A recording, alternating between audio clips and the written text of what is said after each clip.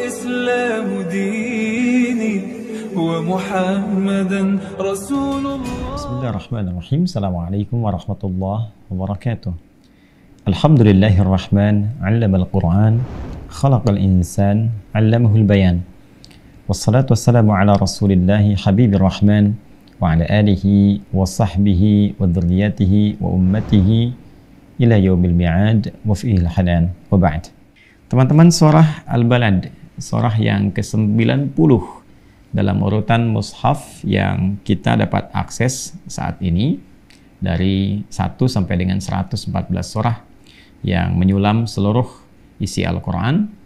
Surah ini seperti juga pernah mungkin kita ketahui termasuk dalam rangkaian surah-surah Makkiyah, seperti halnya surah Al-Ghasyiyah dan surah Al-Fajr yang telah kita kaji di 2 pertemuan sebelumnya. Jadi kita tuliskan terlebih dahulu surah Al-Balad. Okay. Itu surah yang ke-90 dalam urutan mushaf atau susunan mushaf yang bisa kita akses sampai dengan kini.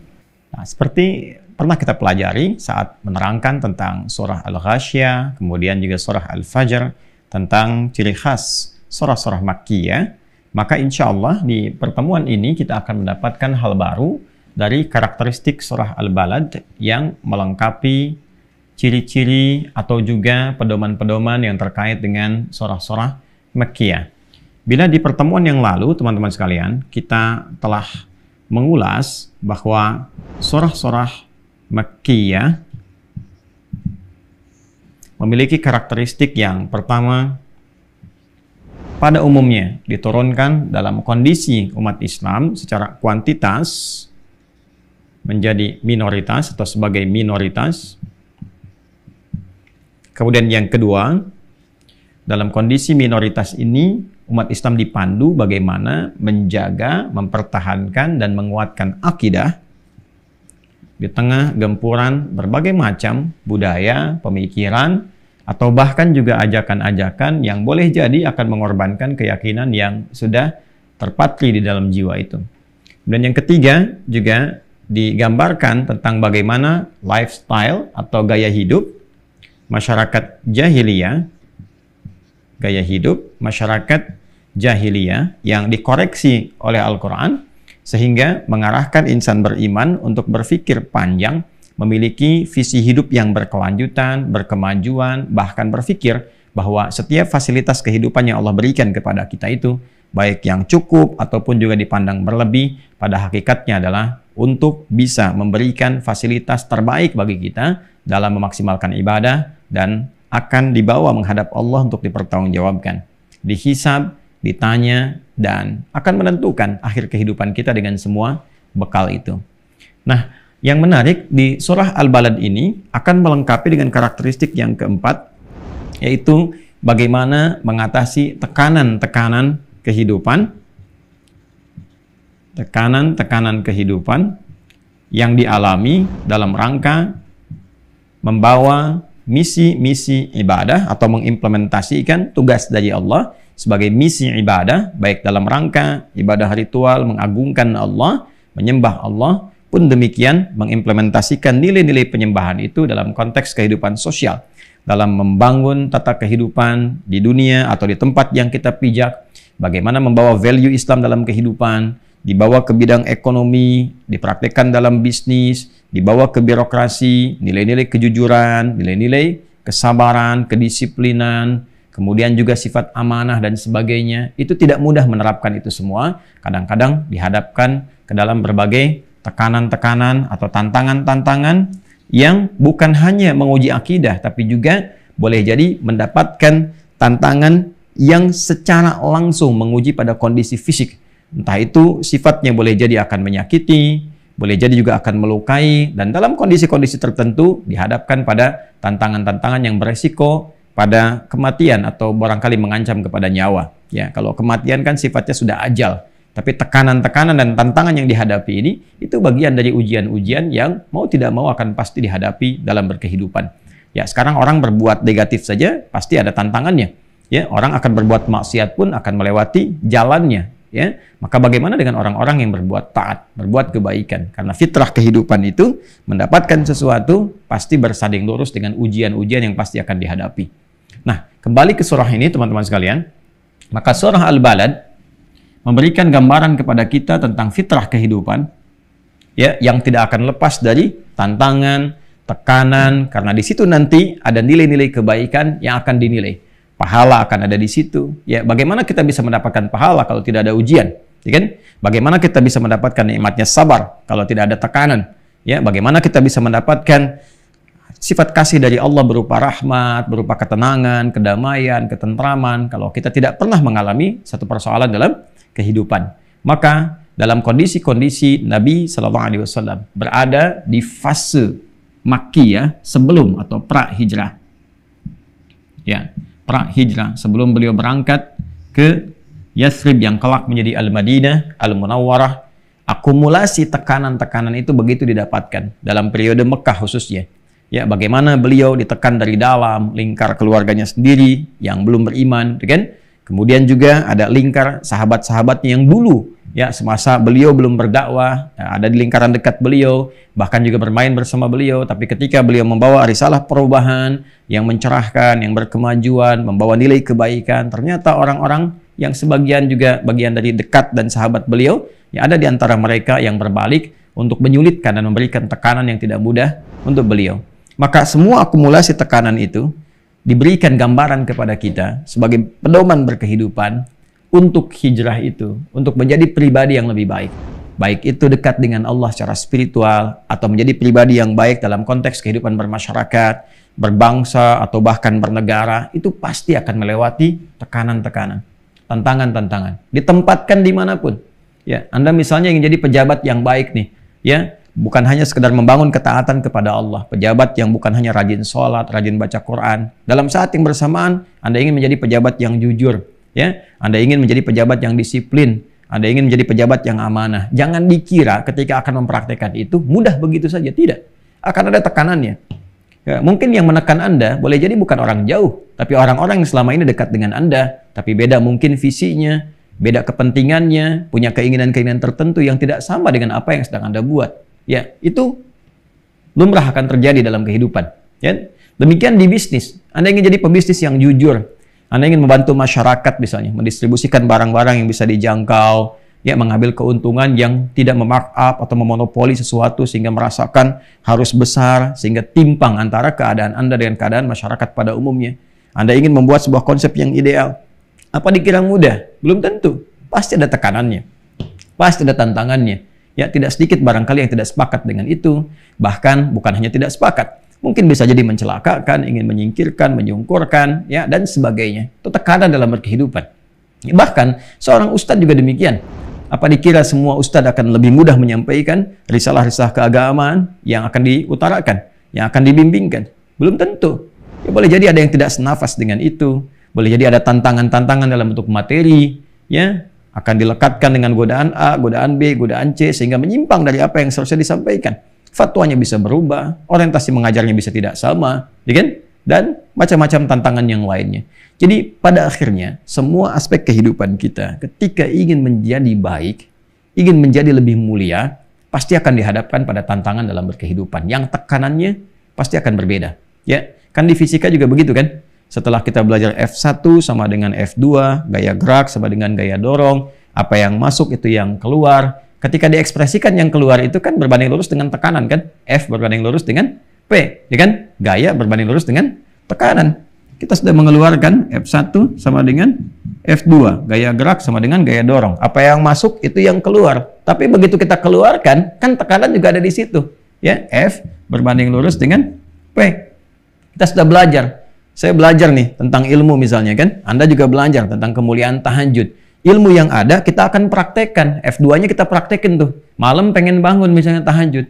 Apa tiba-tiba akan langsung bangun begitu saja? Tidak. Ya, pasti ada tekanannya, tantangannya. Ya, apakah rasa ngantuk, tiba-tiba muncul malas, tiba-tiba ada acara yang lain di saat yang bersamaan, dan sebagainya. Nah, itu skala yang kecil. Kalau kita bawa ke kehidupan yang lebih kompleks lagi, maka spirit surah Al-Balad dalam periode Makkiyah itu memberikan gambaran kepada kita, hidup itu pasti berbanding lurus dengan tantangan, berbanding lurus dengan tekanan-tekanan yang menguji kita, sekaligus menguatkan ketahanan kita untuk menjalani etapa-etapa kehidupan berikutnya, sehingga lebih berkualitas, lebih baik, dan lebih memuliakan kita dengan pahala yang terakumulasi. Ya, jadi kita ingin teruskan dulu kepada konteks ayatnya. Yang pertama saya terangkan dulu bagian sisi karakteristik surah Makkiyah setelah 3 kemarin kita ambil sampai berhenti di surah Al-Ghasyiyah di gaya hidup. Sekarang kita masuk ke tekanan kehidupannya. Nah, untuk menjelaskan fitrah ini, ya, sampai Allah meyakinkan kita dengan bersumpah. Ya kan? Nah, Allah itu tidak harus bersumpah untuk menerangkan itu. Cukup disampaikan, selesai. Tapi kalau kita belajar gramatikal dalam setiap bahasa, terutama bahasa Arab, ya, ketika ada unsur sumpah di dalamnya, ini menunjukkan informasi yang disampaikan begitu pentingnya, sehingga diminta kita menajamkan dan menghunjamkan informasi itu ke dalam jiwa dan tidak ragu sedikit pun. Sehingga dengan kemantapan dalam hati itu, kita siap menghadapi berbagai hal yang akan kita dapati dalam kehidupan. Ya, itu poinnya. Baik ya? Jadi jangan pernah ragu, tancapkan pada hati dan jadikan sebagai pijakan dan pedoman dalam berkehidupan. Itu maksudnya. Ya. Maka dimulai sumpahnya dengan sesuatu yang sangat luar biasa, sesuatu yang sangat penting, yaitu tentang kota Mekah itu sendiri, disebut dengan al-balad. La uqsimu bihadzal balad. Ya, Allah bersumpah, Allah Subhanahu wa taala bersumpah dengan keagungan negeri ini. Jadi al-balad yang dimaksud di sini adalah kota Makkah al-Mukarramah. Ya, Makkah al-Mukarramah. Kita sudah mengetahui bahwa Makkah adalah kota yang sangat diberkahi, kan? Kita lihat misalnya di Al-Baqarah, Quran surah yang kedua di ayat 126, di lisan Nabi Ibrahim ketika memohon kepada Allah untuk memberkahi negeri Makkah ini. Ya, wa idz qala Ibrahimu, ya, ketika Nabi Ibrahim alaihissalam memohon kepada Allah Subhanahu wa taala, ya Rabbi ij'al hadzal balada amina, atau Rabbi ij'al hadza baladan amina warzuq ahlahu minats tsamarati man amana minhum billahi wal yaumil akhir. Qala wa man kafara fa umatti'uhu qalila thumma adtarruhu ila adzabin nari wa bi'sal masir. Dan pahami, ingat, ketahui ketika Nabi Ibrahim memohon kepada Allah Subhanahu wa taala untuk memberikan keberkahan sempurna kepada tempat ini, negeri ini, yaitu Makkah al-Mukarramah, dan disebut dengan balad. Ya. Wa idz qala Ibrahim rabbi ij'al hadza baladan amina. Balad itu sebutnya. Ya, menunjuk pada satu area tertentu, ya, yang di dalamnya ada aktivitas, ada kehidupan yang tertata sifatnya. Nah, ini balad. Yang dimaksudkan di sini kalau sudah pakai alif lam berarti khusus menunjuk kepada yang ini, bukan yang lain. Maka yang dimaksud kenapa dinamakan surah Al-Balad diambil pada kata yang pertama di surah ini, la uqsimu bihadzal balad. Ada alif lam yang dimaksudkan dengan Mekah. Jadi Mekah ini satu, ya, keistimewaannya menjadi bagian kota yang diberkahi, langsung berkahnya dari Allah Subhanahu wa taala. Ya, sehingga bedakan rasanya, baru disebutkan nama Mekah saja sudah lain. Ya, ke jiwa kita sudah lain resapannya. Ya, jangankan bagi orang Islam, non-muslim pun kalau disebutkan Mekah pasti akan terbayang sesuatu yang berbeda dengan kota yang lainnya. Ya, saya misalnya sebagai muslim, Anda muslim, disebutkan Mekah, yang terbayang apa? Ya, Masya Allah, berbagai kemuliaannya, kan? Haji dan sebagainya. Kan? Bahkan sebelum Nabi Ibrahim meminta tentang Ka'bah pun itu sudah melekat ke sini. Ya, kita lihat di Ali Imran misalnya, ayat ke-96, Inna awwala baitin wudi'a lin-nasi lalladzi bi Bakkah mubarakah. Kan? Rumah pertama yang dibangunkan untuk manusia yang terletak di Bakkah. Bakkah itu nama lain dari Makkah. Karena mim bisa dibaca dengan ba dalam lisan orang-orang terdahulu, yaitu di Makkah, ya, yang diberkahi, bi Bakkah mubarakah. Di dalamnya ada Ka'bah. Ya. Ada apa lagi? Al-Masjidil Haram, subhanalladzi asra bi 'abdihi laila minal Masjidil Haram. Quran surah ke-17 ayat yang pertama. Intinya adalah ini kota yang penuh dengan berkah, yang mulia, ya, yang dipenuhi dengan berbagai macam keutamaan-keutamaan. Nah, biasanya yang ingin saya sampaikan, jika ada sumpah yang diawali dengan menempatkan satu tempat atau waktu yang mengandung keutamaan, ingin memberikan kesan bahwa informasi ini begitu pentingnya, membawa keutamaan-keutamaan yang sangat tinggi seperti keutamaan sumpah yang melekat di informasinya. Ya, jadi kalau kotanya disebutkan seakan-akan yang mengatakan begini, hey, informasi ini begitu penting, ya begitu sempurna, begitu istimewa, sesempurna kota Mekah ini yang dipenuhi keberkahan-keberkahan. Maka aku bersumpah, kata Allah, demi keistimewaan kota Mekah, ada informasi yang sangat istimewa seperti istimewanya kota ini. Jelas ya? Wa anta hillum bihadzal balad, dan Muhammad SAW, engkau adalah orang yang dimuliakan, diberkahi, sehingga diberikan keleluasaan untuk beraktivitas di kota Mekah ini. Yang lain terbatas, ya. Ada yang boleh, ada yang nggak boleh. Ya, ini yang harus dilakukan, ini yang nggak boleh dilakukan. Al-Haramain Asy-Syarifain di Mekah dan di Madinah. Ya kan kita saat datang ke Mekah kan ada aturan-aturan kan? Ya sudah sangat dipahami dengan baik. Ini nggak boleh membunuh sembarangan dari hewan-hewan untuk berburu dan sebagainya. Ya kan? Ada yang dilarang merusak tanaman, dilarang bertikai di dalamnya yang mengakibatkan pada pertentangan, pada resiko-resiko saling membunuh, saling berperang dan sebagainya. Sedangkan Nabi punya pengecualian karena beliau punya misi yang langsung dibimbing oleh Allah. Maka disempurnakan oleh Allah dengan pedoman beraktivitas di Mekah. Engkau silahkan Muhammad SAW lakukan yang ingin kau lakukan dengan bimbingan-bimbingan berikut. Khusus untuk Nabi Muhammad SAW diberikan keistimewaan. Ya, maksudnya apa? Selain sumpah dengan kota Mekahnya, bersumpah dengan nabinya yang leluasa beraktivitas di situ, sekaligus memberikan juga kelapangan kepada Rasulullah untuk menghadapi segala cobaan yang akan dilalui. Ya, silahkan. Ini ada keistimewaan, kau diberikan keistimewaan. Ya, wa walidin wa ma walad, dan semua generasi yang terus berkembang berkehidupan dari Adam alaihissalam dan keturunannya. Bayangkan, saking pentingnya informasi yang Allah ingin sampaikan, maka diurutkan oleh Allah. Ini Mekah yang sempurna, Nabi yang luar biasa, dan semua genealogi kehidupan dari Adam sampai dengan terus akhir keturunannya yang terus berkembang beraktivitas. Apa yang disampaikan? Ya, laqad khalaqnal insana fi kabad. Sungguh, setiap manusia yang berkehidupan sejak zaman dari Nabi Adam, genealogi ke Adam alaihissalam, wa walid, wa ma walad, dan terus yang dilahirkan berketurunan, semua disebut insan. Insan itu nama yang dilekatkan pada manusia yang menjalani semua totalitas aktivitasnya. Kurang lebih disebutkan 65 kali dalam Al-Quran. Jadi manusia yang ditunjuk dengan nama insan memberikan kesan semua aktivitasnya.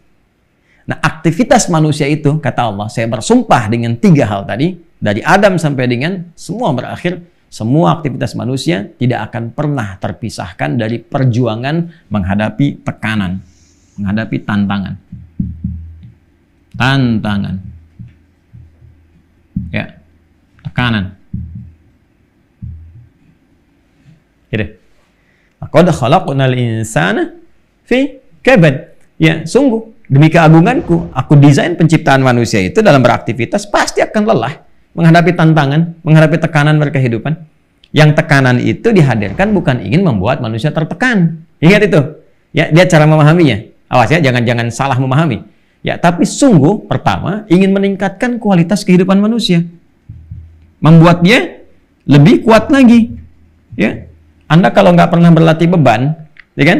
Ada kan yang berlatih beban ya? Selain kardio, kayak berlari dan sebagainya, kan ada yang berlatih beban kan? Ya, mengangkat nih sekian kilo, ada barbel, ada macam-macam dan sebagainya. Bukankah kalau Anda sering latihan seperti itu menjadi lebih kuat ototnya? Ya kan? Fisiknya menjadi lebih tangguh? Sekali lagi, kalau saya kembali kepada kata-kata saya tadi, Anda yang nggak pernah latihan seperti itu, lalu dibandingkan dengan orang yang sudah berlatih, ya beban, ngangkat, barbel dan sebagainya, pasti akan terjadi perbedaan kekuatan. Ototnya lebih kuat, lebih tangguh, mengatasi berbagai macam beban-beban yang dia hadapi secara fisikal lebih mudah. Ya, sama persis orang-orang yang terlatih dengan beban kehidupan.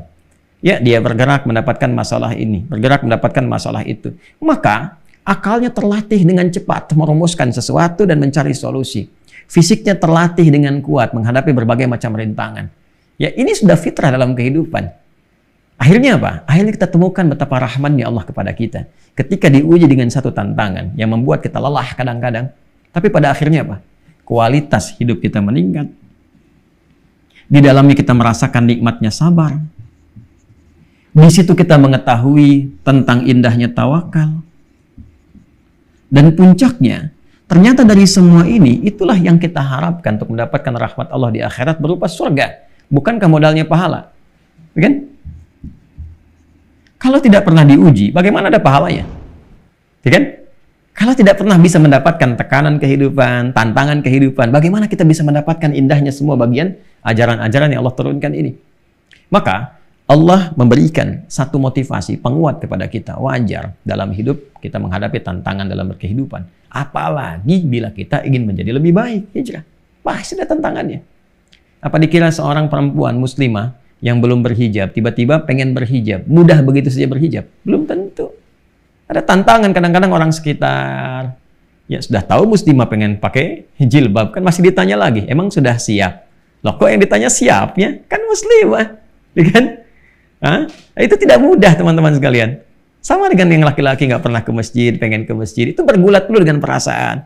Kadang-kadang temannya berkata, wah sudah jadi Real Masjid ya, padahal kemarin baru Real Madrid, gitu kan? Nah, kadang-kadang ada hal-hal demikian. Ini tantangan berkehidupan itu biasa, biasa. Toh ada yang belajar di sekolah juga ada tantangan, ya kan? Toh ada yang bekerja juga melewati jalan ada tantangan. Kenapa ketika ingin jadi baik, semua itu menjadi rumit? Padahal dengan logika yang sama, ya kan? Dengan perasaan yang sama. Maka Nabi SAW mendapatkan banyak tantangan ketika berada di kota Mekah di awal-awal masa berdakwah. Umatnya masih sedikit, mempertahankan akidah tidak mudah, gaya hidup masyarakat jahiliyah juga luar biasa, ya, dengan berbagai bentuk segala foya dunianya, dan dalam saat yang sama tekanan banyak diterima. Maka turun ayat ini untuk memberikan penguatan, motivasi sekaligus kewaspadaan tingkat tinggi yang memberikan komparasi, perbandingan antara insan beriman dengan yang belum beriman. Jadi insan beriman itu menjadi muslim itu harus lebih kuat. Ya, belajar, makanya kita mesti belajar. Ya, yang pertama belajar tentang fikih-fikih tantangan, fikih-fikih masalah. Ada di Quran. Ya, yang mau berumah tangga misalnya, kan ada ayatnya dulu. Ketika engkau akan berumah tangga, nih, mungkin ini masalah yang akan dihadapi. 1, 2, 3. Engkau menjadi apa? Suami atau istri. Jadi suami akan begini, istri akan begini. Pelajari. Jadi ketika masuk ke dalamnya, kita bisa lebih tahu dari awal sehingga walaupun akan ada tantangan dihadapi, rasanya tidak sesulit seperti orang yang belum pernah mempelajari sebelumnya. Ya, sama dengan orang yang mau ujian, dia belajar dulu. Ya, kalau nggak belajar kaget melihat soal kan. Tapi ketika dia belajar, berlatih, begitu menemukan soalnya, dia sudah paham bagaimana cara menyelesaikannya. Nah, ini gambaran teman-teman sekalian, ya. Jadi, apalagi dalam kondisi Anda yang tinggal di tempat-tempat yang muslimnya minoritas, pasti tantangannya lebih banyak. Jangan dikira nggak ada tantangan, silakan cek. Anda yang tinggal di Amerika misalnya, kan, atau di Eropa, atau mungkin juga di beberapa negara Asia, di Jepang kah, di Cina kah, dan sebagainya, atau bahkan di India misalnya, jangan dikira akan mudah. Ya, ini kan fikihnya fikih Mekah nih, Makkiyah. Pasti ada tantangan yang tidak sama dengan yang tinggal di satu tempat seperti Indonesia, yang muslimnya mayoritas. Ya, di mana mudah ditemukan, mau puasa gampang. Beberapa tempat mau puasa, ya, dikejar-kejar, ditangkap, diminta buka, dan sebagainya. Ada beberapa yang demikian. Ya, walaupun kadang-kadang kampanyenya kan selalu kampanye-kampanye hak asasi manusia. Dengan kampanye kalau keluar kan begitu. Wah, keterbukaan, menghargai hak, dan sebagainya. Tapi tetap, dalam saat yang bersamaan selalu terjadi hal-hal yang tidak diinginkan. Atau tidak berkesesuaian dengan kampanye yang dibawa. Itu hal lain. Ya, tapi fitrahnya adalah ini teman-teman sekalian. Maka kalau sudah menyadari ini, ya, kita mesti mengingatkan pada diri sendiri dan berkaca. Mau kemana arah hidupnya? Pada akhirnya kita pasti akan diuji. Ya kan? Pada akhirnya kita akan kembali. Apa yang mau kita bawa ke alam kubur? Pasti. Ya, kita akan menunggu dulu, lelah juga. Dihisab lelah juga. Tapi hasil dari pendidikan ini, kalau benar bekalnya, bagus cara menjalaninya, paham, sabar, tahu bagaimana cara tawakal, menghimpun pahala dengan benar, insya Allah hidup terasa nyaman, mau meninggal pun tenang, di alam kuburnya juga kenikmatan menunggu, hisabnya juga ringan, bahkan ada yang tidak dihisab langsung mendapatkan rahmat Allah. Kan? Itu janji yang langsung disampaikan oleh Allah sebagai pencipta kita. Maka dari itu, sadarlah, kita diberikan oleh Allah banyak kemapanan bahkan dalam fisik kita sendiri. Ada 2 mata, ainain, ya. Kemudian ada 2 telinga, ada 2 bibir, syafatain, ya. Ada banyak pilihan, ada rumusan-rumusan hati. Hadainahun najdain, dari akal yang merumuskan, dari hati yang memberikan rasa, petunjuk kepada diri kita. Tanyakan pada jiwa kita yang terdalam, mau kemana hidup ini? Ya, mau digunakan apa pandangan kita, akal kita, telinga kita, lisan kita? Baik ya? Nah, kalau sudah paham semua itu, jangan bandingkan dengan orang yang menyibukkan kehidupannya hanya untuk mencari kesenangan dunia dan merasakan bahwa kemewahan itu segalanya. Ya, ya, qulu ahlaktu malan lubada. Dia mengatakan, waduh, ini hartaku udah banyak keluar nih. Ya, ada orang-orang yang ukurannya semua materi itu. Semua dipandang materi. Kalau pengen hebat ya yang paling kaya, yang paling punya kedudukan, sehingga persaingannya dengan materi semua. Ya, dilihatnya semua dengan materi. Ayo cari itu sebanyak-banyaknya. Ya, pada akhirnya ditanya oleh Quran, apa yang bisa dipersembahkan oleh materi yang kau kumpulkan itu untuk menyelamatkan kau dari hisab di hari kiamat? Hati-hati. Ya, saya juga memberikan kesan kepada para ustadz, hati-hati ya. Ya, hati-hati. Mesti kita saling mendoakan tuh, ustadz, kiai, habaib dan sebagainya. Jangan sampai ya apa yang Allah amanahkan kepada kita untuk mengajar lewat ilmu itu dikuasai kemudian oleh materi-materi duniawi. Ya, mungkin kalau bukan kitanya yang terbawa atau pihak-pihak tertentu yang datang dengan materi sekian, ya kan? Asal bergeser fatwanya, asal melakukan ini dan itu yang menodai nilai-nilai kesucian, ya ajaran kebaikannya, maka itu juga resiko yang akan dipertanggungjawabkan. Bukan hanya dalam konteks masyarakat secara umum, termasuk juga para ahli agama di sini. Ya, kembali ke sini teman-teman sekalian, maka mesti berbeda cara pandang kita. Ya, orang-orang yang menyibukkan diri dengan dunia, loba dengan materi, mulai saatnya merenung. Bagaimana kalau Allah wafatkan saat ini? Di saat kita merasakan banyak kemapanan dalam kehidupan dunia, coba berpikir bagaimana kemapanan itu akan diteruskan sampai ke akhirat. Apakah hanya dunia? Jangan-jangan alam kuburnya justru lebih sempit, lebih gelap, dan itu pertanda akhiratnya nestapa atau terancam dalam hal yang sangat harus diwaspadai. Sebaliknya, orang-orang yang menyiapkan dengan baik, jangan tinggalkan dunia. Dunianya mapan, baik, bagus, mewah, bahagia. Pun demikian akhiratnya pun menunggu dengan nilai-nilai kebaikan yang telah ia siapkan sejak dia di dunianya. Maka apa yang bisa dilakukan? Allah turunkan beberapa amal yang utama. Dulu ada perbudakan, lepaskan perbudakan. Bantu orang, jadikan orang merdeka. Beri makan anak yatim, dekati orang-orang miskin. Secara singkat, cari peluang-peluang amal soleh yang bernilai di hadapan Allah Subhanahu wa Ta'ala. Di antaranya, satu, amalan yang bisa melepaskan beban bagi satu atau banyak orang. Ya, bagi saya mungkin ilmu dengan nasihat, sehingga dengan nasihat itu orang-orang yang punya beban barangkali bisa lebih tercerahkan, lebih ringan, itu punya nilai. Yang dititipi harta, silahkan. Bisa berbagi, ada skema zakat, infak, sedekah. Sekarang musimnya Ramadan, orang-orang yang sedang punya beban, tiba-tiba Anda bantu sehingga bebannya hilang, itu tinggi di hadapan Allah. Ya, mungkin ada yang punya utang-utang yang positif ya, dan dia pengen berubah, pengen dibantu, Anda punya kelebihan, positif. Ya, ada yang punya kedudukan, bikin kebijakan melepaskan beban orang lain. Satu tempat jalannya rusak, gitu kan? Dan beban itu Anda angkat, dibikinkan jalan yang lebih bagus. Ada yang sulit gak punya jembatan, dibuatkan jembatan, dibuat kebijakan yang benar sehingga beban masyarakat tuh bisa terangkat. Itu pahalanya tinggi. Seperti melepaskan seseorang dari perbudakan. Itu gambarannya kalau konteks kekinian. Ya, tapi Anda juga jangan tukar, gitu kan? Kadang-kadang suka tertukar. Saya ini ustadz, titipannya ilmu bukan harta. Ya. Jadi kalau ada kesulitan di masalah keuangan, larinya jangan ke ustadz. Larinya ke siapa? Larinya yang punya titipan-titipan ini. Ya, sama. Mohon maaf, kadang-kadang kita ngobrol-ngobrol ya teman-teman. Jadi kalau ada yang kesulitan, bebas ini, bebas itu, saya suka rekomendasikan. Coba ini, cari ke Bazis, ke Bazdas, ke teman ini, teman itu, dan sebagainya. Ya sama, kita mungkin bisa doakan, referensikan, tenangkan. Tapi pada intinya adalah amalan-amalan yang bisa melepaskan beban dalam kehidupan. Ya, yang lainnya ada fakir miskin yang bisa kita temani, semampu yang bisa kita lakukan, membebaskan dari kesulitan mereka. Ya, kemudian juga ada anak-anak yatim dan sebagainya. Kalau bisa kita konsisten, pada intinya adalah berbuat baik. Ya, selama masih hidup cobalah berbuat baik, apapun posisinya. Jadi pejabat yang baik. Ya, jadi hartawan yang dermawan. Jadi ahli ilmu yang sedang berbagi dengan tulus, dengan ikhlas. Ya. Jadi masyarakat yang baik. Kalau semuanya baik, insya Allah hidupnya akan tenang. Wafatnya pun tenang dan kembali kepada Allah dengan hisab yang tenang. Itulah di penghujung ayatnya Allah sampaikan bahwa orang-orang yang beriman itu pasti akan menata hidupnya dengan baik, berubah, mempersiapkan kematian yang indah dan kembali kepada Allah dengan suasana yang cerah. Sebaliknya, ditutup di ayat 19 sampai dengan ayat 20, karena 20 ayat surah Al-Balad ini orang-orang yang tetap ingkar dengan referensi dunianya, kumpulan materinya, maka dia terancam sampai dengan akhiratnya.